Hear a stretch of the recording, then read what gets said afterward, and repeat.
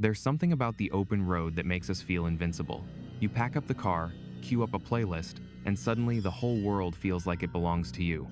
Every mile marker is a promise. Every horizon is an invitation. We romanticize it, the freedom, the adventure, the idea that you can just go and leave everything behind. But here's the thing about the open road that nobody really talks about. It doesn't belong to you. It belongs to everyone. And everyone includes the people you'd never want to meet. The ones who wait at rest stops at 3 in the morning. The ones who follow a little too close for a little too long.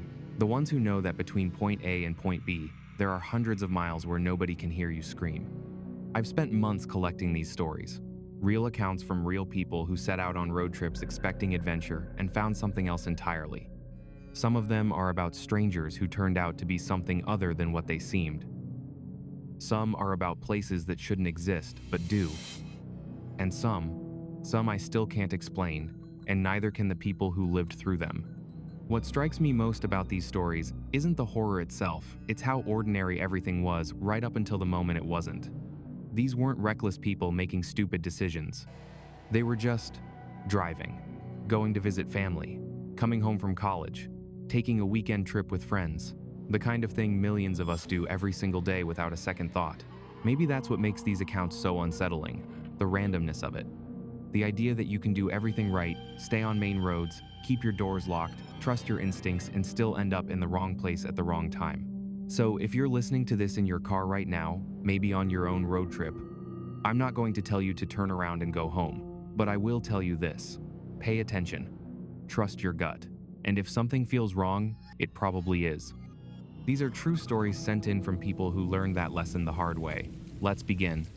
I need to start this by saying I'm not a superstitious person. I'm really not. I'm a 34-year-old accountant from Reno, and I spend my days looking at spreadsheets and tax returns. I believe in numbers. I believe in things I can verify and document. So when I tell you what happened to me on Route 50 during the summer of 2019, I need you to understand that I've spent the last 5 years trying to find a rational explanation, and I still don't have one. My mom lives in Ely, Nevada. If you don't know Nevada geography, Ely is this small town in the eastern part of the state, almost to the Utah border. And the main way to get there from Reno is Route 50, which, fun fact, is nicknamed the loneliest road in America. They literally put that on the signs. It's like a tourism gimmick, except it's not a gimmick at all. It's just accurate. We're talking 300 miles of basically nothing. Small towns every 50 to 70 miles maybe. Austin, Eureka, places with populations in the hundreds, and in between, desert. Mountains, scrubland, the occasional abandoned mine. You can drive for an hour without seeing another car. I'd made this drive dozens of times. Usually I did it during the day because, honestly, doing it at night is kind of bleak. But my mom had called me that Friday afternoon, this was late June, and told me my dad had fallen and they were worried he might have broken his hip. He was 78 at the time, and a broken hip at that age is serious. So I left work early, threw some clothes in a bag, and hit the road around 4 p.m. I figured I'd get to Ely by 9 or 10 p.m. Late, but not unreasonable. What I didn't account for was the construction outside Fallon that added an hour to my trip, or the fact that I'd only gotten about 4 hours of sleep the night before because I'd been stressing about a client's audit. By the time I passed Austin, it was almost 9 p.m. The sun was setting behind the mountains, and I was exhausted. I should have stopped in Austin. I should have just gotten a motel room and finished the drive in the morning. But I kept thinking about my dad in the hospital, my mom sitting there alone, and I told myself I could push through. I'd driven tired before. I'd be fine. The stretch between Austin and Eureka is about 70 miles of absolutely nothing.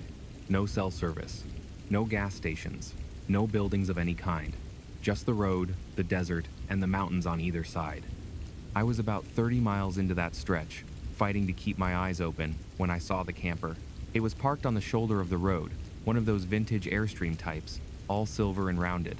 It had its lights on inside, and I could see the warm glow through the little windows. There was a truck parked in front of it, older model, maybe a Ford from the 80s. Now, I want to be clear about something. I didn't stop because I'm some kind of hero or good Samaritan.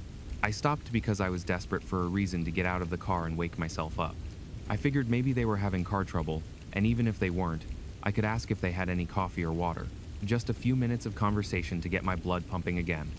I pulled off behind the camper and got out. The air was cool, that high desert air that drops 20 degrees as soon as the sun goes down, and I could hear nothing. I mean, nothing. No wind, no animals, no passing cars, just this oppressive, thick silence. "Hello?" I called out. "Everything okay?" No answer. I walked up to the camper and knocked on the door. The metal was cold under my knuckles. "Hello? I saw your lights on. Just wanted to make sure you're not having any trouble." Still nothing. Here's where I should have gotten back in my car. Here's where any reasonable person would have said, "Okay, they're fine. They're just ignoring me. Time to go." But I was so tired, and something about the situation was nagging at me. The lights were on. The truck was there. Someone had to be inside. I knocked again, harder this time. "Hey, I'm not trying to bother you. The door swung open. There was no one there. I don't mean no one came to the door. I mean the door swung open on its own, and the camper was empty. I could see straight through to the back, the little bed, the tiny kitchen, the booth seating, all lit up with warm yellow light, all completely vacant. I stood there for maybe 5 seconds, trying to process what I was seeing. The rational part of my brain was saying, "Okay, they're outside somewhere. They went for a walk. They're behind the camper." But another part of my brain, some old animal instinct I didn't know I had, was screaming at me to run. I took a step back, and that's when I heard the breathing. It was coming from behind me. Heavy, wet breathing, like someone with a bad cold. Slow and deliberate. I didn't turn around. I don't know why, maybe because I knew that if I saw what was behind me, I wouldn't be able to move at all. Instead, I just walked. Walked back to my car, opened the door, got in, started the engine. The whole time, that breathing was right behind me, right at my shoulder. I could feel warmth on the back of my neck. I pulled onto the road and floored it. I didn't look in the rearview mirror. I didn't look at the passenger seat. I just stared straight ahead at the white lines illuminated by my headlights and drove. I made it to Eureka in maybe 20 minutes. I have no idea how fast I was going. I pulled into the first gas station I saw, parked under the brightest light I could find, and sat there shaking for 15 minutes before I could even get out of the car. When I finally worked up the courage to check my back seat, it was empty. Of course it was empty. What was I expecting? But here's the part that still keeps me up at night. I made it to Ely around midnight. My dad was okay. It was a hairline fracture, painful but not dangerous. I stayed with my mom for a few days, and on the drive back, I took Route 50 during the day because there was no way in hell I was driving it at night again. When I passed through that stretch between Austin and Eureka, I slowed down. I wanted to see the spot where I'd stopped. I wanted to prove to myself that it was real, that there had been a camper there, that I hadn't hallucinated the whole thing. There was nothing there. No camper, no truck, no tire tracks on the shoulder, nothing. But about a quarter-mile past where I thought I'd stopped, there was a small wooden cross on the side of the road, the kind people put up at accident sites. It was old and weathered, and I almost didn't see it. I pulled over and walked back to it. There was a name carved into the wood, but it was too faded to read. What I could read was the date, June 23rd, 1987, the same date I'd driven through, exactly 32 years earlier. I don't know what I encountered that night. I don't know if it was a ghost, or some kind of residual energy, or just my exhausted brain playing tricks on me. But I know what I heard. I know what I felt. And I know that I never drive Route 50 at night anymore. Not ever.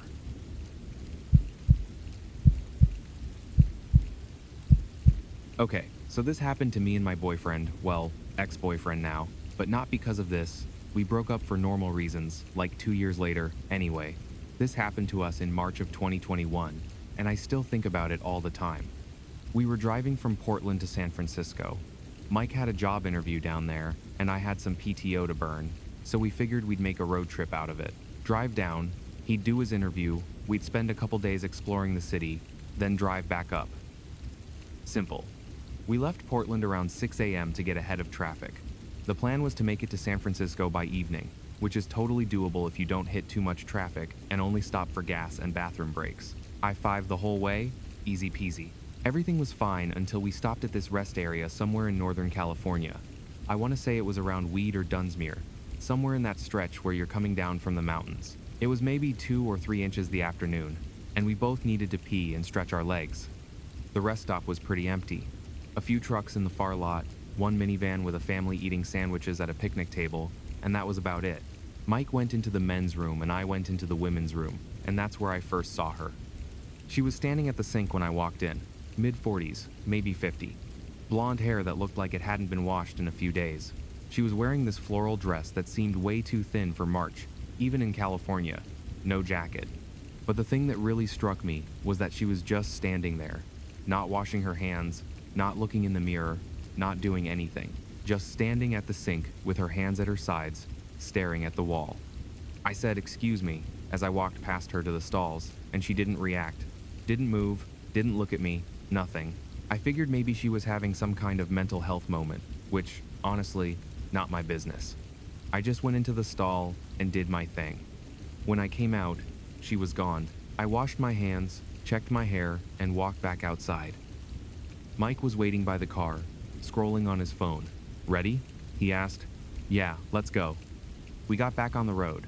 I didn't mention the woman because, what was there to say? She was weird, but it wasn't a story, you know? About 2 hours later, we stopped for gas somewhere past Reading. Mike went inside to pay and grab some snacks, and I stayed in the car because I was tired and didn't feel like walking around. That's when I saw her again, the woman in the floral dress. She was standing at the edge of the gas station parking lot near the road. Just standing there, staring at our car. I felt this cold rush go through me, not just unease, but genuine fear. Because there was no way, right? We'd driven at least 150 miles since that rest stop. How could she be here? I told myself it was a different woman. Similar dress, similar hair, whatever. California has lots of people. Some of them are going to look alike. I didn't even get a good look at her face at the rest stop. Mike got back in the car with a bag of chips and 2 energy drinks. "You okay? You look pale." "Yeah, I'm fine. Let's just go." We pulled out of the gas station, and I watched the woman in the side mirror. She didn't move, just stood there, watching us leave. I told Mike about it once we were back on the highway.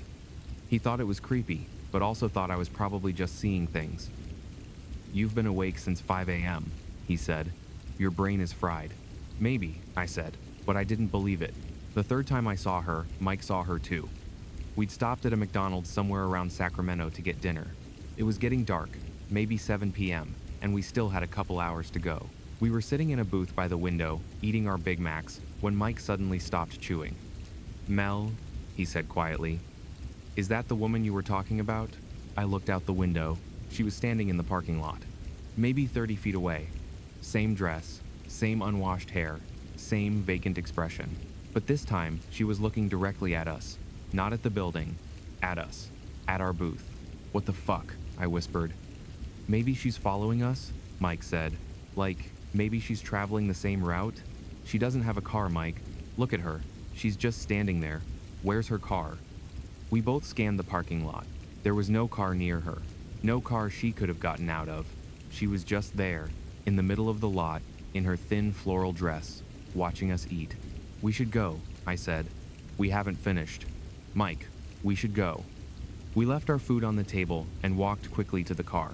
I didn't want to look at her, but I couldn't help it. As we walked, her head turned to follow us, slowly, like a security camera tracking movement. We got in the car and Mike locked the doors immediately. When he pulled out of the parking spot, I watched her in the mirror again. She was walking toward where our car had been parked. Not running, just walking. Slow, deliberate steps. "Go," I said. "Go, go, go." Mike floored it. We drove the rest of the way to San Francisco without stopping. I don't think either of us spoke more than 10 words the whole time. We were both too freaked out. Here's where it gets worse. Mike's interview was the next day, at 10 a.m. I stayed at the hotel while he went. I figured I'd do some solo exploring while he was busy. I walked down to Fisherman's Wharf because I'd never been, and it seemed like the touristy thing to do. I was standing there looking at the sea lions, surrounded by hundreds of people, feeling safe for the first time since the McDonald's parking lot. And then I felt it. That feeling you get when someone's watching you. I turned around.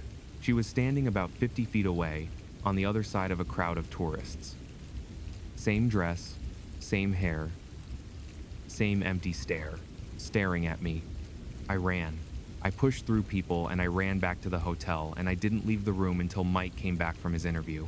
I made him promise we'd drive back up that night instead of staying like we'd planned.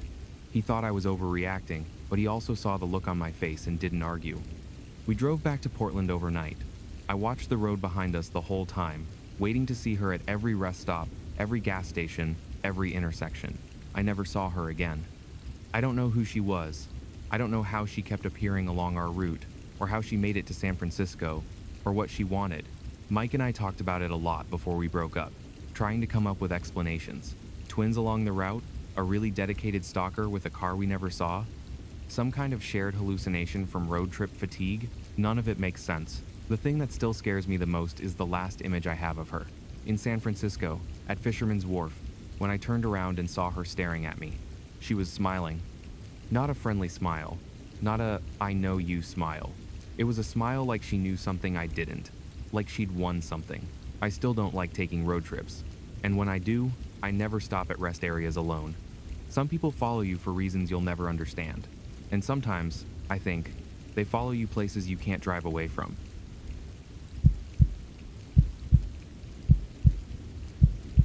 I'm writing this out because I've never told the full story to anyone, and I feel like I need to get it down somewhere before I convince myself it didn't happen the way I remember. This was back in 2003. I was 22, fresh out of college, and I was driving from my parents' place in Ohio to my new apartment in Denver. I'd gotten a job at a marketing firm, my first real job, and I was moving across the country by myself for the first time. Just me and my Honda Civic, packed with everything I owned. This was before smartphones, before GPS was standard in cars. I had a Rand McNally road atlas and some MapQuest directions I'd printed out at my parents' house. The plan was to take I-70 the whole way straight shot from Columbus to Denver, about 18 hours of driving split over 2 days. The first day went fine. I made it to Kansas City by evening, stayed at a Motel 6, and got back on the road around 7 a.m. The drive through Kansas was brutal, just flat, endless. I ran out of radio stations and had to listen to the same 3 CDs on repeat. Somewhere past Hays, Kansas, I saw the sign.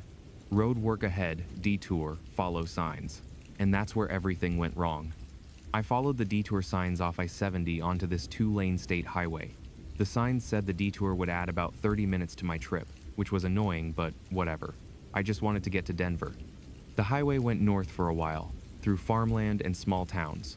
Lots of grain silos, lots of nothing.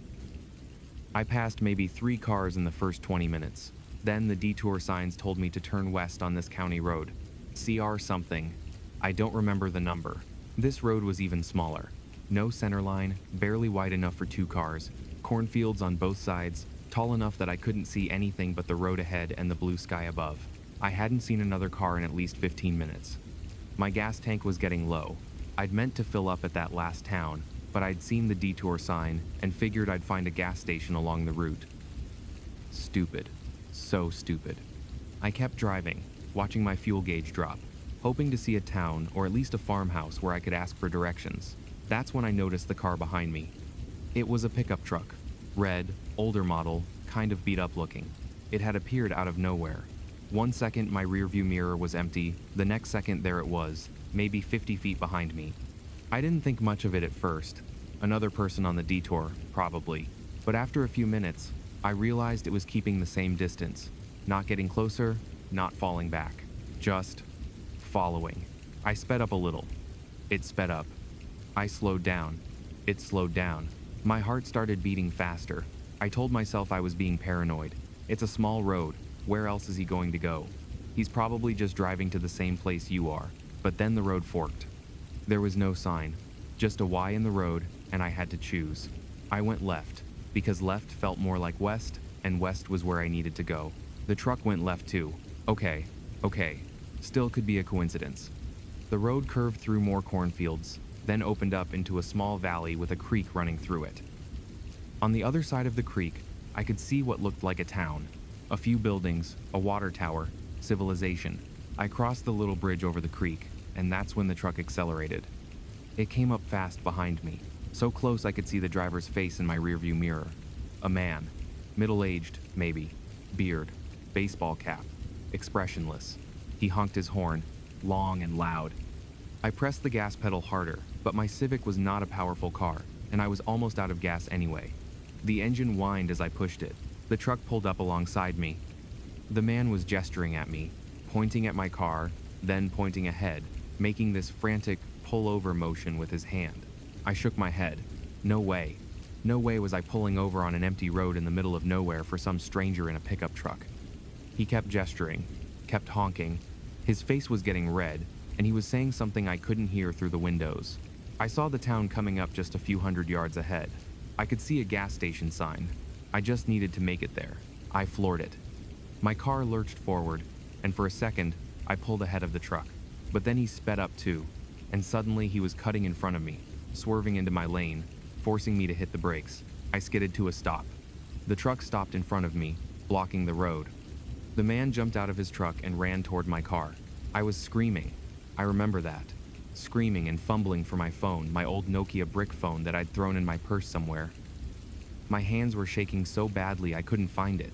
The man reached my window and started banging on it. "Open the door," he was yelling.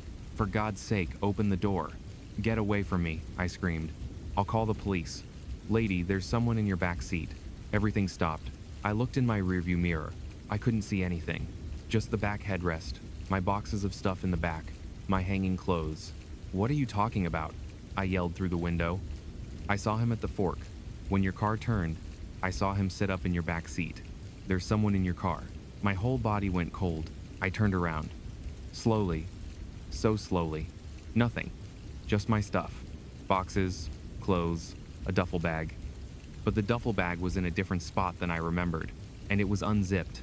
I could have sworn I'd zipped it. "Get out of the car," the man said. His voice was calmer now. "Get out and come with me to the gas station. We'll call the police." I don't remember getting out of the car. I don't remember walking to the gas station. The next thing I remember clearly is sitting in a plastic chair inside the gas station while the attendant called the county sheriff. The man, his name was Earl, waited with me. He told me what he'd seen. He'd been behind me on the highway for a while, just driving, not really paying attention. But when I took the left fork, my car had bounced a little on a pothole, and in that moment, he'd seen movement in my back seat. A shape rising up briefly, then ducking back down. He'd tried to get my attention, but I kept speeding up. He thought I was trying to lose him. The sheriff arrived about 20 minutes later. 2 deputies searched my car. They found a man hiding under a pile of my clothes in the back seat. He was a transient, that's what the sheriff called him. He'd been traveling through the area, and he'd gotten into my car at a gas station sometime earlier. The deputies found a knife in his pocket, a big hunting knife with a 6-inch blade. They arrested him. I gave a statement. Earl gave a statement. They towed my car to the gas station, and the attendant let me use the phone to call my parents. I never made it to Denver. I mean, I eventually did, but not on that trip. My dad drove out to Kansas to get me, and I spent 2 weeks at home before I could even think about getting behind the wheel again. I found out later that the man who'd hidden in my car had done this before. He'd attacked a woman in Missouri a few years earlier. She survived, but barely. I think about Earl a lot. This random guy in a red pickup truck who I thought was trying to hurt me when he was actually trying to save my life. If I'd made it to the town without him stopping me, I would have parked somewhere, gotten out to get gas, and then. I don't like to think about "and then." That was over 20 years ago. I have a husband now, 2 kids, a whole life that I almost didn't get to have. And every time I get in my car, I check the back seat, every single time.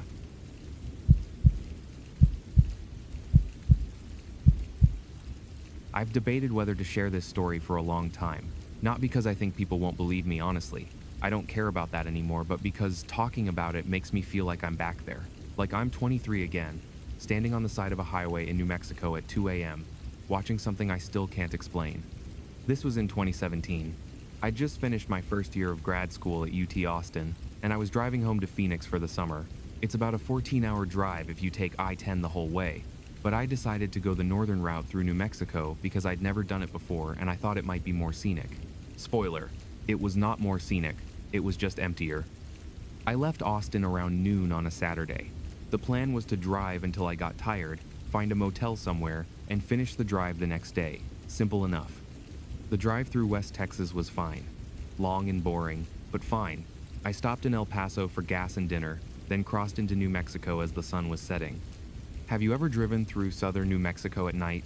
There's nothing there. And I don't mean nothing like rural Kansas, nothing, where at least you can see farmhouses in the distance. I mean nothing. No lights, no buildings, no signs of human life at all. Just the black shapes of mountains against a slightly less black sky, and your headlights illuminating maybe 50 feet of road ahead. I was on US 70, heading toward Las Cruces. The highway was empty. I hadn't seen another car in at least half an hour. My phone had no signal, hadn't had signal since El Paso. I was listening to a podcast I'd downloaded, something about unsolved mysteries, which in retrospect was probably not the best choice for a solo night drive through the desert. Around 1:30 a.m., I started seeing the signs for Alamogordo. I figured I'd stop there for the night, find a motel, get some sleep, finish the drive in the morning. I was maybe 20 miles out when my car started acting weird. The dashboard lights flickered. Just for a second. Then again. Then the radio cut out completely. I slowed down, suddenly very aware of how dark it was, how alone I was, how far I was from anything or anyone. The engine stuttered. No, no, no, no, no, I said out loud. Please, please don't do this. The engine died. My car rolled to a stop on the shoulder of the highway. I turned the key. Nothing, not even a clicking sound. The battery was fine, my headlights were still on, but the engine wouldn't turn over. I sat there for a minute, trying not to panic. My phone had no signal. I was at least 20 miles from the nearest town. It was the middle of the night, and I hadn't seen another car in almost an hour. I decided to get out and look at the engine, even though I knew literally nothing about cars. I don't know what I thought I was going to accomplish. Maybe something would be obviously wrong, a loose wire, a disconnected hose, something I could fix with my bare hands and zero mechanical knowledge. I popped the hood and got out. That's when I noticed how quiet it was. I grew up in Phoenix. I've spent time in the desert. I know what desert quiet sounds like. But this was different. This was the complete absence of sound. No wind, no insects, no distant highway noise. Nothing. I walked to the front of the car and lifted the hood. My headlights illuminated the engine, but everything looked normal to me. Not that I would have known what abnormal looked like. I was standing there, staring uselessly at the engine, when I heard it. Footsteps. Slow, deliberate footsteps on asphalt, coming from somewhere behind me. I spun around. The road was empty. Just my car, the dark highway stretching out in both directions, and the black desert on either side. But I could still hear them. Footsteps. Getting closer. Hello? I called out. My voice sounded small and thin in all that silence. The footsteps stopped. I stood there, heart pounding, straining to see into the darkness. The light from my headlights only reached so far, and beyond that was just black. Then I saw it. At the edge of the light, maybe 30 feet away, there was a figure. I couldn't make out any details. It was just a shape, human-shaped, standing at the very edge of where the light met the dark. Not moving, just standing there. Hello? I said again. Do you need help? My car broke down. I don't have phone service. The figure took a step forward. Into the light. I don't know how to describe what I saw. It looked like a person. It had arms and legs and a head. But something was wrong with the proportions. The arms were too long. The head was tilted at an angle that would be uncomfortable for a human neck. And the way it moved, it didn't walk like a person. It was jerky, stuttering, like a video with frames missing. I backed up until I hit the front of my car. The figure stopped. It was maybe 15 feet away now, fully in the headlight beams, and I still couldn't make out its face. It was like there was a shadow where its face should be, a darkness that the light couldn't penetrate. We stood there, me and this thing, for what felt like hours, but was probably only seconds. Then it spoke. I say spoke, but that's not quite right. The sound didn't come from the figure. It came from everywhere, from the desert, from the sky, from inside my own head. A voice that was almost human, but not quite, like someone doing an impression of human speech without quite understanding how it worked. It said my name, my full name, first, middle, last. I screamed. I don't remember deciding to scream, it just happened. This raw, animal sound tearing out of my throat, and I ran. I ran past the figure, onto the highway, in the direction of Alamogordo. I didn't look back. I just ran. My feet pounding the asphalt, my lungs burning, tears streaming down my face. I ran until I couldn't run anymore. Then I walked. Then I ran again. I don't know how long I was on that highway. It felt like hours. The whole time, I kept expecting to hear those footsteps behind me, to feel something grab my shoulder, to hear that not quite human voice say my name again.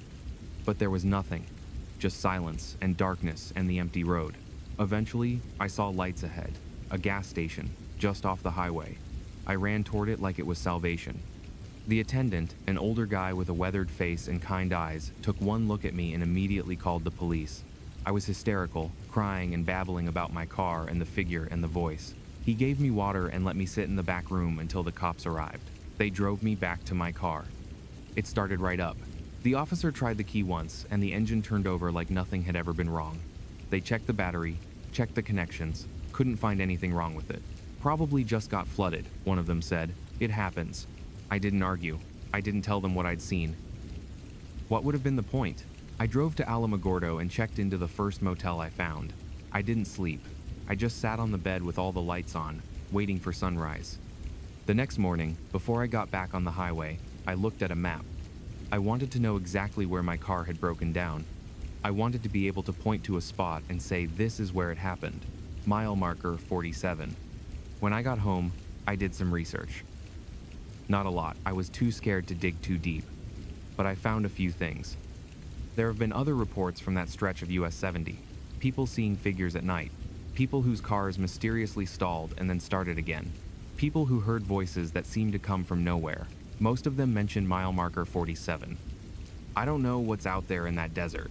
I don't know if it's something supernatural, something extraterrestrial, something from another dimension. I don't know. All I know is what I experienced, and what I experienced was real. I've never driven through New Mexico again. When I visit my parents now, I fly. I don't care how expensive it is. I don't care if I have to connect through 3 different airports. I'm never going back to mile marker 47.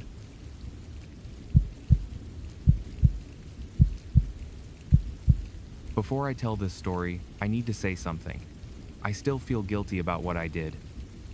Even though I know it was the right decision, even though I know what would have happened if I'd made a different choice, I still feel guilty. This was in the fall of 2014. I was 43 years old, recently divorced, and I was driving from Seattle to Boise to visit my sister. She'd invited me for Thanksgiving, and I figured a solo road trip would be good for me. Time to think. Time to clear my head. I left Seattle early on the Wednesday before Thanksgiving. The drive takes about 6.5 hours if you go through the mountains and across Idaho. I'd done it plenty of times before. Nothing remarkable about it. The weather was fine until I got past Ellensburg. Then it started to snow. At first it was just flurries, nothing serious. But by the time I got into the mountains, it was coming down hard. The roads were getting slick, and visibility was maybe a quarter mile. I slowed down. I'd driven in snow plenty of times, but I wasn't stupid about it. Better to arrive late than not arrive at all. I was somewhere past Clay Elam, climbing towards Snoqualmie Pass, when I saw the car on the shoulder. It was a sedan, a dark blue Chevy or something like that. It had its hazard lights on, and I could see someone standing beside it, a woman. She was waving her arms, trying to flag down passing cars. I almost didn't stop. The weather was bad, the road was icy, and I had a nagging feeling that something wasn't right. But I was raised to help people in trouble, and this woman was clearly in trouble. Standing on the side of the road in a snowstorm, she must have been freezing. I pulled over about 50 feet ahead of her car and put on my own hazards. I got out, immediately hit by the cold and the wind, and walked back toward her. "Are you okay?" I called out. "Do you need help?" The woman walked toward me.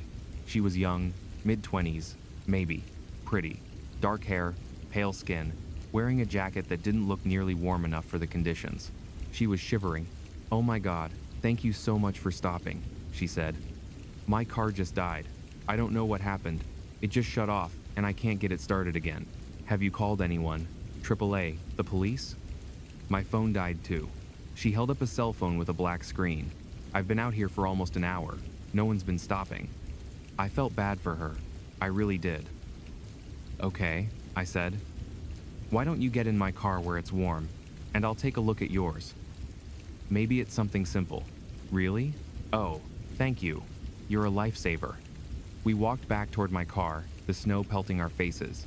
That's when I noticed the footprints. There were footprints in the snow leading from her car to where she'd been standing on the road. That made sense. But there were also footprints leading from her car into the tree line at the edge of the highway. Fresh footprints. Someone had walked from her car into the woods, recently. I stopped walking. "Is there someone else with you?" I asked. The woman's smile flickered. "Just for a second." "What?" "The footprints. In the snow. Someone walked into the trees." She looked where I was pointing. The smile came back, but it was different now. Harder. "Oh, that's just..." I had to pee. There's no bathroom out here, you know? I just went behind the trees, but that didn't make sense. The footprints went into the trees. They didn't come back out, unless someone was still in there. I took a step back. You know what? I just realized I don't have jumper cables. I'm really sorry, but there's a rest stop about 5 miles up. I can call someone for you from there. No, wait. The woman stepped toward me. Please, just let me sit in your car for a minute. I'm so cold. I really need to go. Please. Her voice had changed, dropped the sweet, helpless tone. It was flat now, impatient. Just let me in your car. I heard a branch snap in the woods. I ran. I ran back to my car, yanked open the door, and threw myself inside. I hit the lock button and put the car in drive. In my rearview mirror, I saw the woman standing in the middle of the road, not moving. And behind her, coming out of the tree line, was a man. Big guy. He was carrying something in his hand, but I couldn't see what it was. I floored it. My car fishtailed on the icy road, but I managed to keep control. I drove as fast as I could safely go, my hands shaking on the steering wheel, my heart pounding so hard I could feel it in my throat. I made it to the rest stop and told the attendant what had happened. He called the state police. They found the car, but the woman and the man were gone. The police said it was a known scam in the area Stranded Woman Act. Accomplice hiding nearby, they rob people who stop to help, sometimes worse than rob. The thing that haunts me isn't what almost happened to me. It's what probably happened to other people. The people who stopped before me. The people who didn't notice the footprints. I still help people on the side of the road, but I'm more careful now. I call 911 first. I stay in my car. I keep my doors locked. And if something feels wrong, if there's any little detail that doesn't add up, I trust my gut and I keep driving. I know that makes me sound cold. I know there are people out there who genuinely need help, but there are also people out there who are counting on your kindness to get close to you, who are betting that your desire to be a good person will override your survival instincts. I almost lost that bet.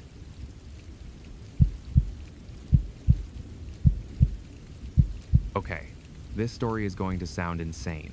I know that going in. I've told maybe 3 people about this in the 15 years since it happened, and 2 of them thought I was making it up.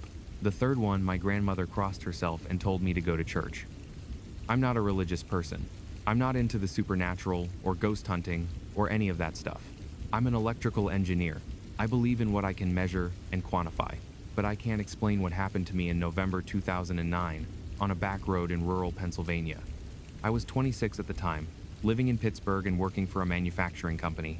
My parents still lived in the small town where I grew up, a place called Reynoldsville, about 2 hours northeast of the city. I drove up to see them pretty regularly, usually every few weeks. The fastest way to get there was to take I-80, but that added about 20 minutes to the trip. So I usually took the back roads through the Allegheny National Forest. It was prettier, and I liked driving through the hills, especially in the fall when the leaves were changing. This particular trip was in early November. The leaves were mostly gone, and there was a bleakness to the landscape that I actually found kind of beautiful. Gray skies, bare trees, empty fields. It matched my mood. I'd just gone through a bad breakup and I wasn't sleeping well. I left Pittsburgh around 6 p.m. on a Friday. It gets dark early in November in Pennsylvania, so by the time I was deep into the forest, it was pitch black except for my headlights. The road I took, Route 36, winds through the forest for about 50 miles. There are a few small towns along the way, but long stretches of nothing in between. No streetlights, no houses, just trees on both sides, thick enough that you can't see more than a few feet into them. I was listening to the radio, some classic rock station out of Pittsburgh that was starting to get fuzzy with distance. I kept meaning to switch to something with better reception, but I was lost in thought, not really paying attention to the music. Then the static got worse. The music cut out entirely, replaced by a crackling hiss. I reached for the dial to change the station. That's when I heard the voice. It came through the static, a man's voice, calm and clear, as if he were sitting right next to me. He said, "Don't stop at the bridge." I jerked my hand back from the radio like it had burned me. What the hell? The static continued for a few more seconds, then the classic rock station came back. Some song by the Eagles, like nothing had happened. I told myself I'd imagined it. Auditory hallucination, sleep deprivation, radio signals crossing in weird ways. There had to be an explanation, but I couldn't shake the words from my head. Don't stop at the bridge. About 10 minutes later, I came to the bridge. Route 36 crosses a river. I don't even remember which one. The bridge is old, made of concrete and steel, with low guardrails on either side. In the daylight, it's not particularly remarkable. At night, it's just another dark stretch of road. But that night, there was something on the bridge. A car, parked right in the middle, blocking both lanes. Its headlights were on, pointing toward me, so I couldn't see much beyond the glare. I slowed down. There was no way around the car. The bridge wasn't wide enough, and the guardrails were too close to the lanes. I'd have to stop and wait for whoever it was to move. Don't stop at the bridge. I stopped about 50 feet from the car. I waited for someone to get out, to walk toward me, to give some indication of what was happening. Nothing. The car just sat there, headlights blazing, engine running. I could see the exhaust rising in the cold air. I honked my horn. No response. Don't stop at the bridge. Every instinct I had was telling me something was wrong. The voice on the radio, the car blocking the road, the absolute stillness of the scene, it all felt orchestrated, like a trap. But what were my options? I couldn't go forward. I couldn't go around. The only choice was to go back. So that's what I did. I put my car in reverse and backed up slowly, keeping my eyes on the other vehicle. When I'd gone far enough to turn around, I did a 3-point turn and headed back the way I'd come. I found another route to my parents' house. It added 45 minutes to my trip, and I didn't get there until almost 10 p.m. I didn't tell them what had happened. I didn't even know how to explain it. The next morning, I drove back to the bridge. I don't know what I was expecting to find. Part of me thought the whole thing had been some kind of waking dream. The bridge was empty. No car, no sign that anything had happened. But on the guardrail, about halfway across, I saw something. Flowers. A small bouquet of wilted flowers, tied to the railing with a ribbon. I got out and looked at them. There was a card attached. It read, "In memory of Michael and Sarah Thompson. Taken too soon. November 2008. 1 year earlier. Almost to the day." I looked up the names when I got home. Michael and Sarah Thompson had been a young couple from a nearby town. They'd been driving home one night in November 2008 when they stopped to help a stranded motorist on the Route 36 bridge. They were both murdered. The killer was never caught. I don't know who spoke to me through the radio that night. I don't know if it was some kind of ghost or a guardian angel or just my subconscious picking up on something my conscious mind didn't register. I've run through every possible explanation I can think of, and none of them make sense. But I know one thing for certain. If I had stopped at that bridge, I don't think I would have driven away. Someone, something, saved my life that night, and I've never taken Route 36 again.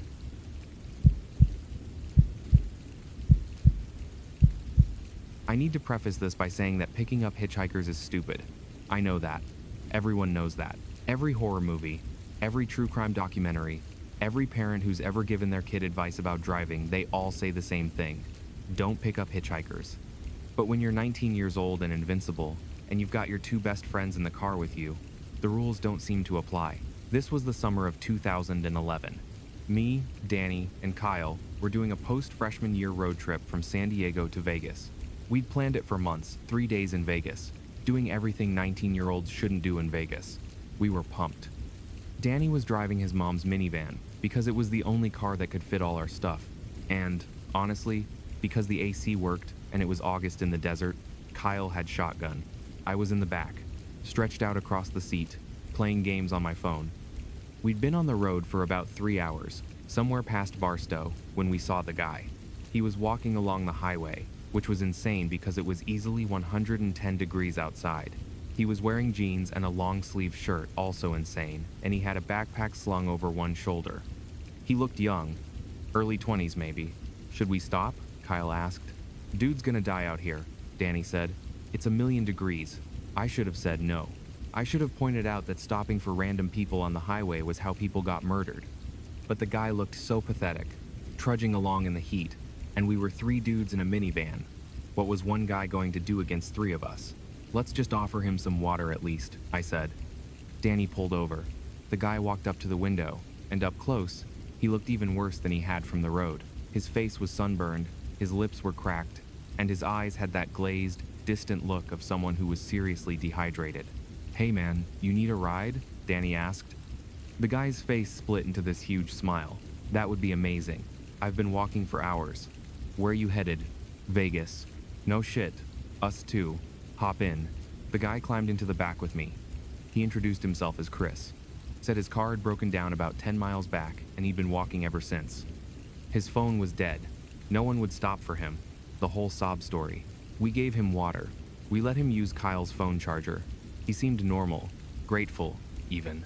He asked about us, about our trip, about college. He said he was from Oregon, on his way to Vegas to meet up with some friends. Normal conversation.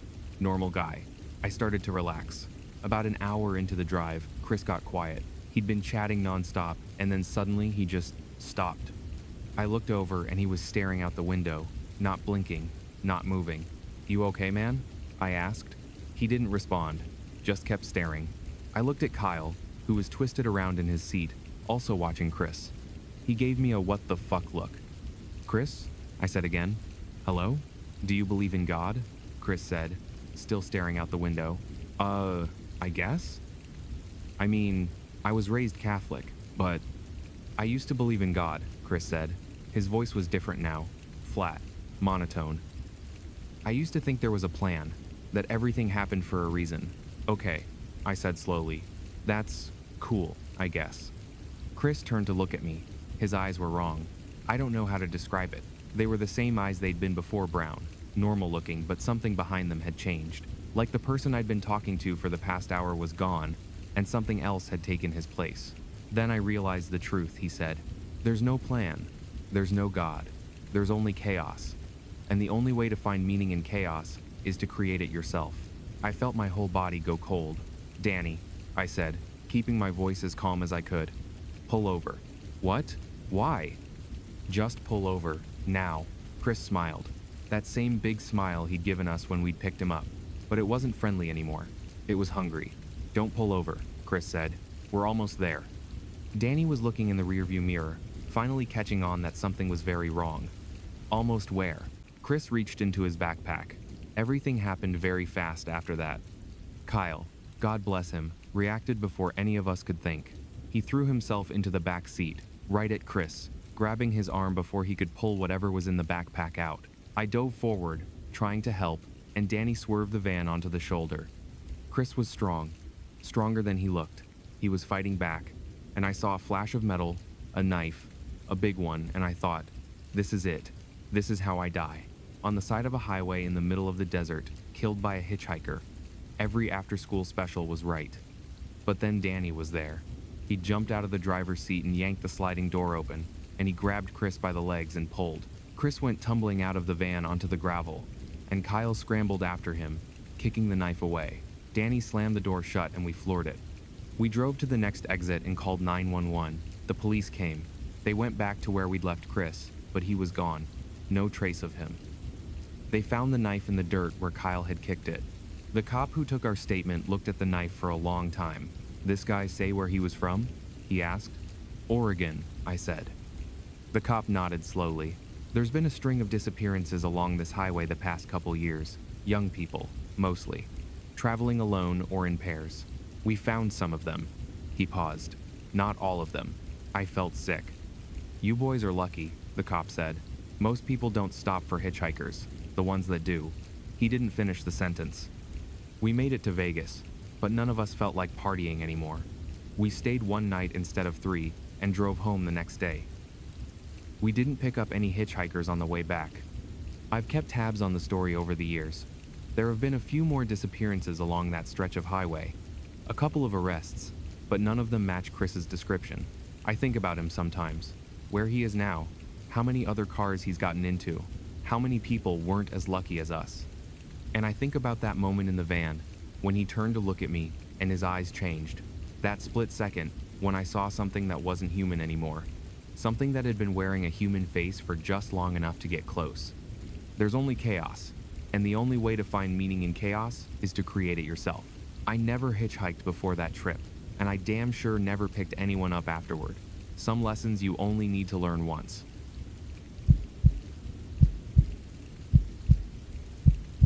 I'm 57 years old now.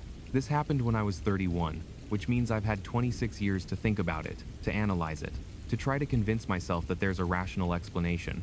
I haven't found one yet. In the summer of 1998, I was working as a sales rep for a medical supply company. The job meant a lot of driving. I covered a territory that stretched from Nashville to Memphis, with a bunch of small towns in between. I probably spent 100 nights a year in motels back then. Budget places, nothing fancy, just somewhere to sleep before the next day's meetings. This particular night, I was driving back from a client meeting in Jackson, Tennessee. It had run late. The hospital administrator wanted to negotiate pricing for another hour after we'd already agreed on terms, and by the time I got on the road, it was past 9 p.m. I was tired, hungry, and annoyed. My usual route was I-40, but there was construction that summer and traffic was a nightmare, so I decided to take the back roads. State highways, 2-lane blacktop, the kind of roads that wind through nothing but farmland and small towns that shut down at sunset. Around 11 p.m., I started looking for somewhere to stop. I was too tired to make it all the way to Nashville, and I knew better than to push it. Fall asleep at the wheel. Wrap your car around a telephone pole, not worth it. The problem was, there was nothing. No hotels, no motels, not even a gas station. Just dark fields and darker trees and the occasional farmhouse with no lights on. I was starting to think I'd have to pull over and sleep in my car when I saw the sign. Shady Grove Motel, Exit 14, vacancy. The sign was old, one of those neon jobs from the 50s or 60s. Half the letters were burned out, but it was a motel and it had vacancy, and that was all I cared about. I took the exit. The road curved through some woods and then opened up into a small clearing. The motel was there, a single-story building with maybe 10 rooms, arranged in an L shape around a gravel parking lot. There was an office at one end with a light on inside. I parked and went in. The office was small and dated. Wood paneling, linoleum floor, a calendar on the wall from 1995. Behind the counter was a man in his 60s, heavyset, wearing a flannel shirt. He looked up when I walked in. "Need a room?" he asked. "Please, just for the night." $30, cash only. I paid him. He handed me a key, an actual metal key, not a key card, and told me I was in room 7. "Checkout's at 10, he said. "Continental breakfast in the office starting at 7. Coffee and donuts." I thanked him and went to find my room. Room 7 was exactly what I expected. A bed, a nightstand, a TV that probably got 3 channels, a bathroom with a shower that would either be scalding or freezing with no in-between. I didn't care. I just wanted to sleep. I dropped my bag on the bed and went to use the bathroom. When I came out, I noticed something I hadn't seen before. There was a door in the wall. Not the door to the outside, a different door, on the wall opposite the bed. It was painted the same color as the wall, which was why I hadn't noticed it at first. But now that I was looking at it, I couldn't figure out what it was for. It wasn't a closet, the closet was by the entrance, and I'd already hung up my jacket in it. It wasn't a connecting door to another room, those are usually obvious, with deadbolts and do not disturb signs. This was just a door, in the middle of the wall. I walked over to it. There was no handle, no knob, just a flat surface with a small keyhole near the bottom. I told myself it was probably a maintenance closet, storage for housekeeping supplies, nothing weird about it. But I couldn't stop looking at it. I tried to sleep, I really did. But every time I closed my eyes, I found myself thinking about that door. What was behind it? Why was it painted to blend in with the wall? Why was the keyhole at the bottom instead of at handle height? Around 1 a.m., I gave up on sleep and turned on the TV. Like I expected, the reception was terrible. I flipped through static until I found a channel playing an old black and white movie. I left it on for the background noise and lay back down. That's when I heard it. A scratching sound, coming from behind the door. I sat up. The sound continued. Slow, rhythmic scratching, like fingernails dragging across wood. "Hello?" I said, feeling stupid. "Is someone there?" The scratching stopped. I waited, holding my breath, staring at the door. It started again, faster this time, more insistent. I got out of bed. I don't know why. Every rational part of my brain was telling me to leave, to get in my car and drive away and never look back. But something else, some morbid curiosity I didn't know I had, made me walk toward that door. I knelt down and looked at the keyhole. There was light on the other side, a faint, flickering light, like a candle, and there was an eye, pressed up against the keyhole, looking back at me. I fell backward, scrambling away from the door on my hands and feet. The scratching started again, louder now, and I could hear something else underneath it, a low, wet sound, like breathing through a mouthful of liquid. I grabbed my bag and my keys and I ran. I didn't check out, I didn't ask for a refund, I just got in my car and drove. I drove all the way to Nashville. I didn't stop until I was in my own apartment with the door locked and every light on. The next day, I tried to find the motel. I wanted to report it to who? I don't know. The police? The health department? I didn't even know what I would say. There's a creepy door with an eye behind it, but I couldn't find it. I drove back to exit 14. There was no motel, no sign, just woods and an overgrown road that led to an empty clearing. I got out and walked around. I found a concrete foundation, cracked and covered with weeds, a rusted metal sign lying face down in the dirt. I turned the sign over. Shady Grove Motel. The place had been abandoned for years, decades, maybe. I asked around in the nearest town. An old-timer at the gas station remembered the Shady Grove. It had closed in 1979, he said. After the incident. What incident? I asked. He didn't want to tell me at first. But I kept pushing, and eventually he gave in. In 1978, a man named Harold Devins had been staying at the Shady Grove Motel. He'd been passing through on his way to somewhere else nobody remembers where. He checked in, went to his room, and was never seen again. When the police searched the room, they found a door that shouldn't have been there. A door that led to a space that wasn't on any blueprint, that couldn't exist based on the building's dimensions. They found Harold Devins inside that space, or what was left of him. The motel closed right after. Nobody wanted to buy it. It just sat there, rotting, until there was nothing left. But I stayed there, I said. Last night, I paid $30 for a room. The old-timer looked at me for a long moment. Mister, he said, there hasn't been anything at exit 14 for 20 years. I don't know what happened to me that night. I don't know if I somehow slipped into the past, or if the motel is still there in some form that only exists after dark, or if I imagined the whole thing. But I still have the key. Room 7. A metal key with Shady Grove Motel engraved on the tag. I've never gone back to exit 14, and I never will.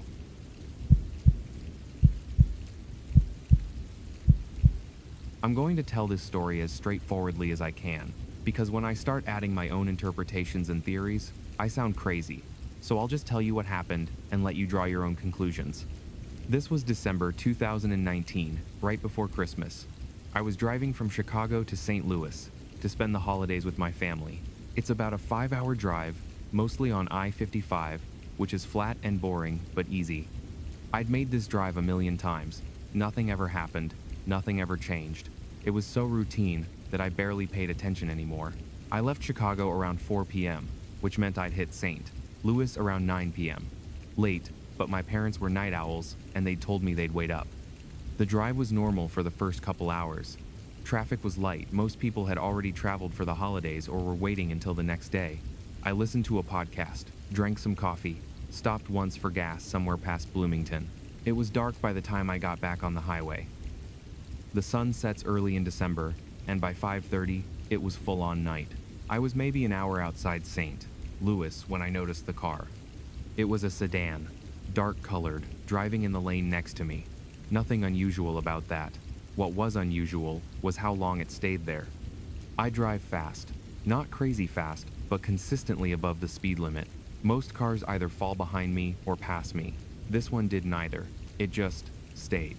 Right next to me, matching my speed exactly. I slowed down. It slowed down. I sped up. It sped up. I tried to get a look at the driver, but the windows were tinted and it was dark. I couldn't see anything. This went on for maybe 10 minutes.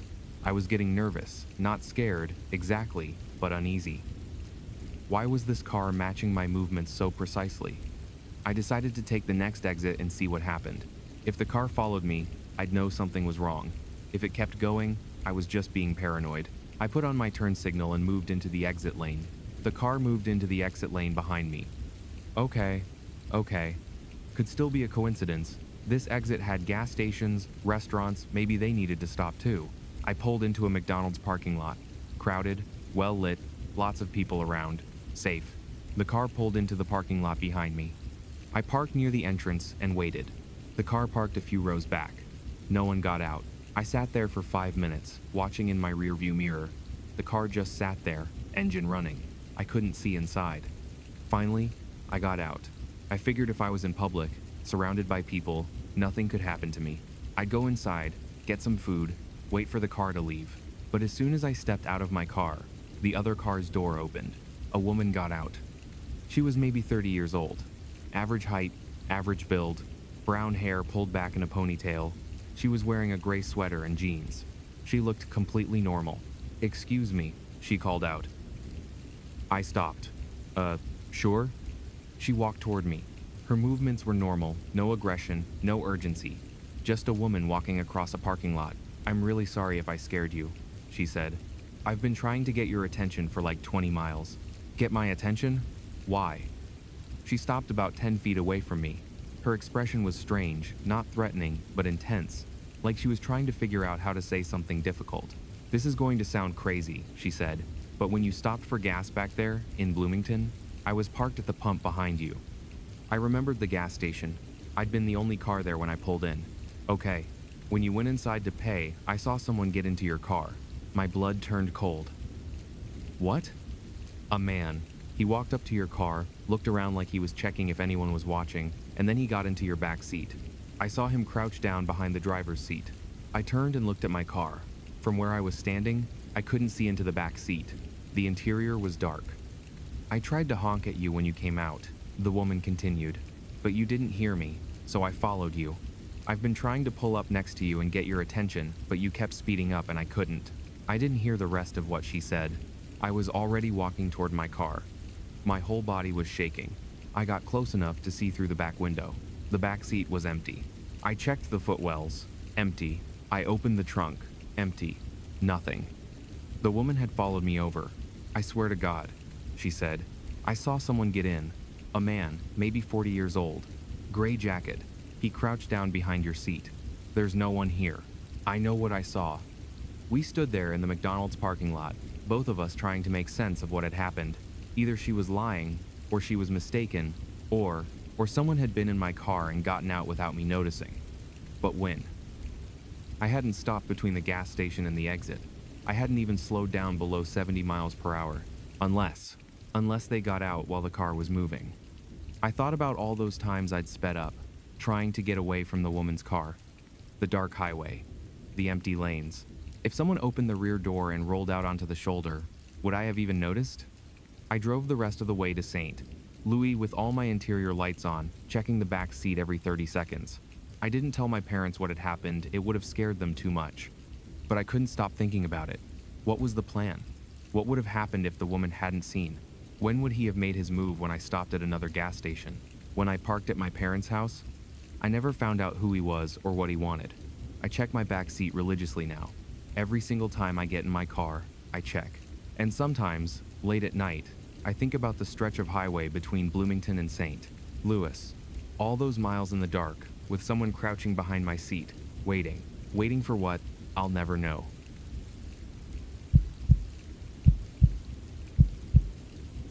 I saved this story for last, because it's the one that still doesn't make sense to me, even after years of trying to figure it out. The other stories I've shared, they're scary, but most of them have some kind of logic to them. Human predators, unexplained phenomena, things that exist at the edges of our understanding. This one is different. This one breaks everything I thought I knew about how the world works. It happened in October 2015. I was driving home from a work conference in Denver, heading back to my apartment in Kansas City. It's about an 8-hour drive, almost entirely on I-70, which cuts straight across Kansas. Flattest drive you can imagine. Wheat fields, the occasional small town, and the biggest sky you've ever seen. I left Denver around 7 a.m. to get home at a reasonable hour. The conference had been 3 days of networking and presentations and bad hotel food, and I was ready to be back in my own space. I had a couple of podcasts downloaded, a full tank of gas, and nothing but time. The drive was uneventful for the first 5 hours. I passed through the towns I always pass through: Limon, Oakley, Waukene. I stopped for gas in Hayes and grabbed a sandwich from a Subway. Everything was normal. It was about 2 p.m. when I noticed the exit sign. Eden Grove, exit 127, 2 miles. I'd driven this route at least a dozen times. I'd never seen an exit for Eden Grove. I didn't think much of it at first. There are a lot of small towns in Kansas, and it's easy to miss signs when you're zoning out. But something about the name stuck in my head. Eden Grove. It sounded almost too perfect, too pastoral. Out of curiosity, I took the exit. The road led away from the highway into farmland. For the first mile or so, it looked like every other Kansas landscape I'd ever seen. Flat fields, distant barns, a big blue sky. Then I came around a curve and saw the town. Eden Grove was small, maybe a couple hundred people, if that. A main street with a few shops, a white church with a steeple, a water tower with the town name painted on it, the kind of place you see in movies about small-town America. The streets were empty. I drove slowly down Main Street, looking for signs of life. There were cars parked along the street, old cars, I noticed, from the 60s and 70s, but no one was in them. The clock on the church steeple said 3:15, but my car's clock said 2:20. I pulled over and got out of the car. The silence was total. No wind, no birds, no distant highway noise, nothing. Hello? I called out. My voice echoed off the buildings and faded into nothing. I walked to the nearest shop, a hardware store with a hand-painted sign. The door was unlocked. I pushed it open. Inside, everything was immaculate. Tools arranged perfectly on shelves, cash register on the counter, a coat hanging on a hook by the door, as if someone had just stepped out for a moment. But there was dust on everything. A thick layer of dust, like nothing had been touched in years. I backed out of the store. I tried another shop. A diner. Same thing. Tables set, menus stacked by the register, food in the display cases that should have rotted decades ago but looked fresh. No people. I was starting to panic. I walked faster, checking every building I could get into. The church, the post office, a small grocery store. All the same, all frozen in time, all completely empty. I was standing in the middle of the street, trying to decide what to do, when I heard it. Music. Faint, but unmistakable. It was coming from somewhere nearby. An old song, I recognized it vaguely. Something from the 50s or 60s. The kind of thing my grandmother used to listen to. I followed the sound to a house at the end of the main street. A small white house with a picket fence and a porch with 2 rocking chairs. The music was coming from inside. I walked up the porch steps. The front door was open. "Hello?" I said. "Is anyone home?" The music stopped. I stepped inside. The house was lived in. Unlike the shops, there was no dust here. A cup of coffee sat on the kitchen table, still steaming. A book was open on the couch, pages down, as if someone had just set it aside. A radio on the counter, the source of the music was still on, crackling with static. "Hello?"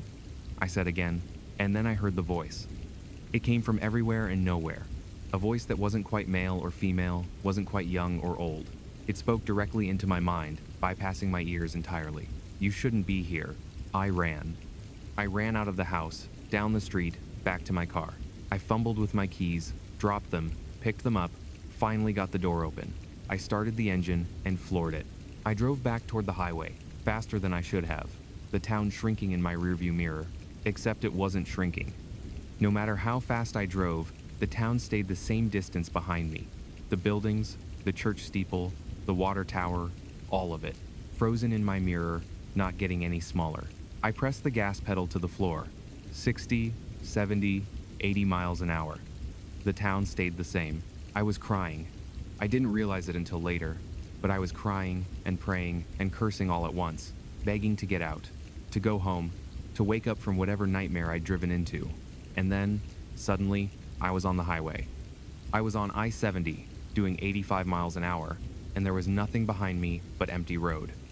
No town, no exit, no sign. I pulled over and sobbed for 10 minutes.